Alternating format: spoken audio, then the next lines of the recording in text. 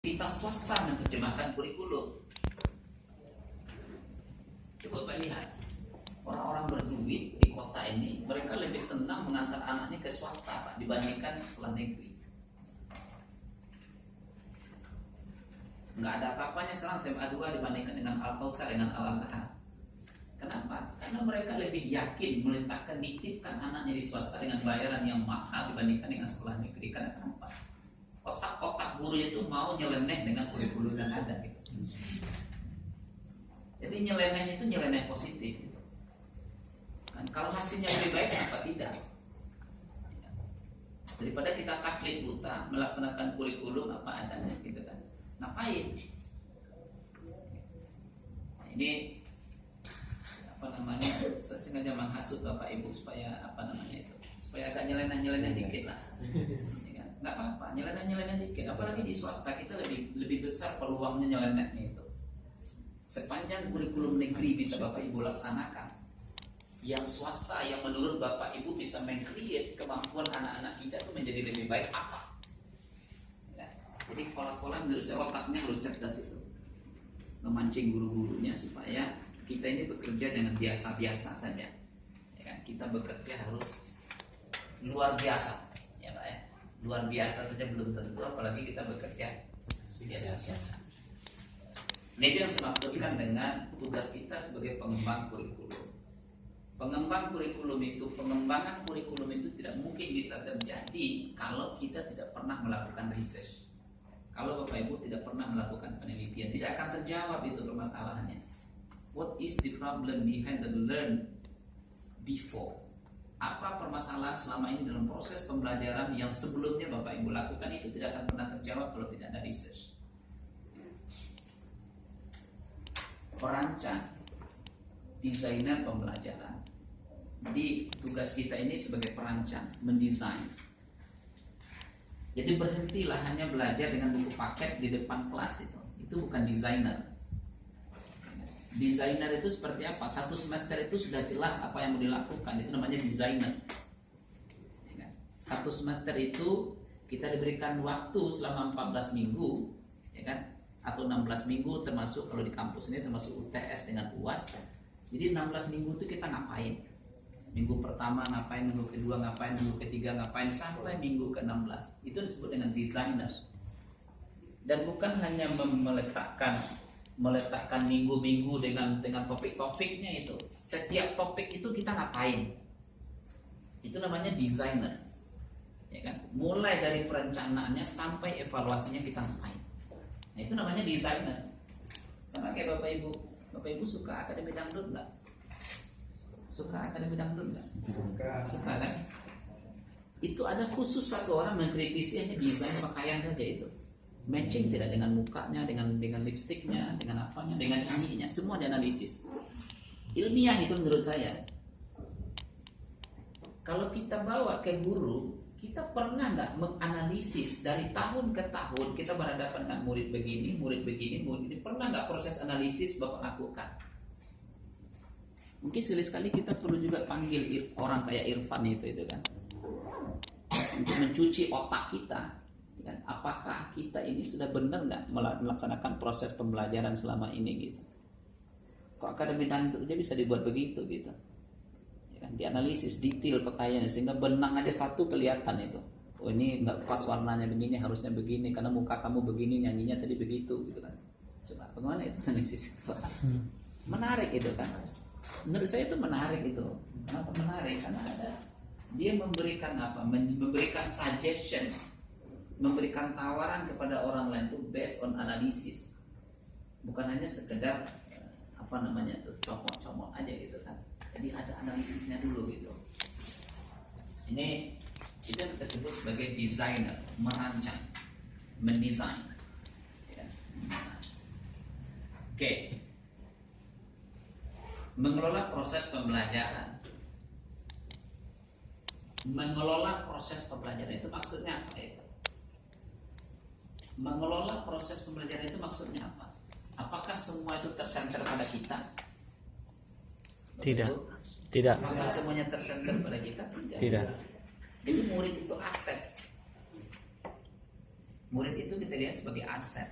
Murid itu bukan objek itu.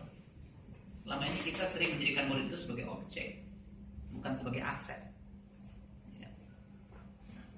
Jadi wajar kalau murid kita itu, kalau harusnya balonnya segini, dia menjadi segini. Kenapa? Karena melihat selama ini dia sebagai objek.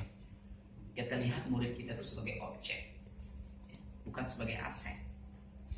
Kalau dia sebagai aset, kita melihatnya sebagai aset. Kalau orang bisnis melihatnya satu meja ini modalnya dibuat Rp350.000. Dari modal Rp350.000 ini nanti akan pulangnya dalam sekian tahun dapat berapa? Itu orang memandang sebagai aset. Tapi Bapak Ibu jangan menerjemahkan hanya dalam bisnis, yaitu contoh yang saya berikan. Bisa diterjemahkan yang lain-lain. Ya kan? Kalau kita mengajar hari ini, kalau kita mengajar, kita yang lahir hari ini dididik oleh guru-guru kita dulu bisa lahir menjadi orang seperti ini. Nah, kalau kita mendidik anak kita itu lebih baik dari apa dilakukan oleh guru-guru kita dulu, maka hasilnya akan menjadi seperti apa? Nah, itu yang kita sebut sebagai aset. Itu disebut sebagai aset. Di cara memandang segala sesuatu dipandang sebagai aset, ya, bukan dipandang sebagai objek. Oke. Nah, tugas yang terakhir di Bapak Ibu, tugas yang terakhir adalah peneliti, menilai, dan menulis. Kita akan berdiskusi pada poin yang 5. Pada poin ke-5. Poin pertama, poin kedua, poin ketiga dengan poin keempat itu sudah ada pada materi-materi sebelumnya. Kan tinggal Bapak Ibu mengembangkannya. Nah, hari ini, ya kan, hari ini kita fokus pada penelitian dan menulis. Kan? How to research, how to write. Ya kan? Bab 1, bab 2, bab 3 itu juga sudah selesai. Ya kan? Nah, sekarang kita berdiskusi how to write bab 4 dan bab 5. Oke.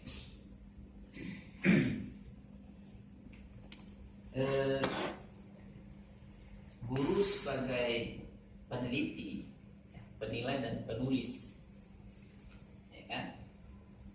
Nah, ini maksudnya apa ini? Ya kan? Maksudnya ini Bapak Ibu, orang tidak mungkin bisa meneliti kalau tidak membaca. Ya. Jadi membaca itu bukan hanya sekedar membaca yang tertulis, tapi juga membaca yang tidak tertulis. Jadi makna iqra di situ bukan hanya sekedar membaca yang tertulis, tapi membaca yang tidak tertulis, membaca fenomena. Kalau orang turun ke laut membaca arah angin itu, Pak, di mana ikan yang bisa banyak dapat. Ya kan? Nah, jadi meneliti itu kita tidak mungkin bisa melakukannya kalau tanpa membaca. Nanti kita cek itu proposal Bapak Ibu masing-masing. Itu dibuat berdasarkan hasil bacaan atau itu dibuat hanya berdasarkan hasil kira-kira, ya kan? Nanti kita cek seperti apa itu. Oke.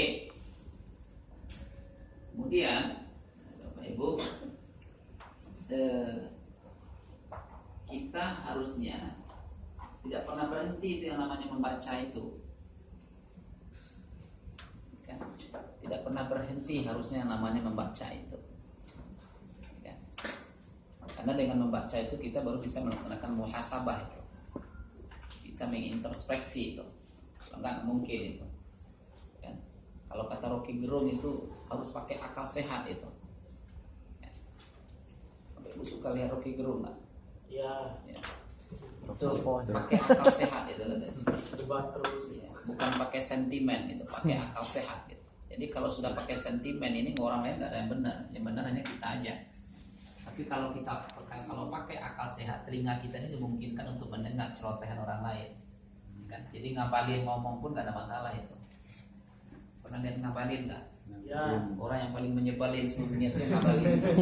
Ngapalin. Ngeselin. Oke. Jadi Bapak Ibu kita harus di bidang kita aja, nggak usah banyak-banyak lah Bapak Ibu. Kita fokus membaca yang banyak dalam bidang yang menjadi tanggung jawab kita. Bapak Ibu bidang fikih, ya, baca sajalah fikih itu sebanyak-banyaknya. Bacalah bagaimana cara mengajarkan fikih itu sebanyak-banyaknya, ya kan? Jadi nggak usah nyebrang-nyebrang ke yang lain biar orang lain yang beresin. Ya. Yang lain biar orang lain yang beresin. Dicabut aja powernya. Cabut powernya.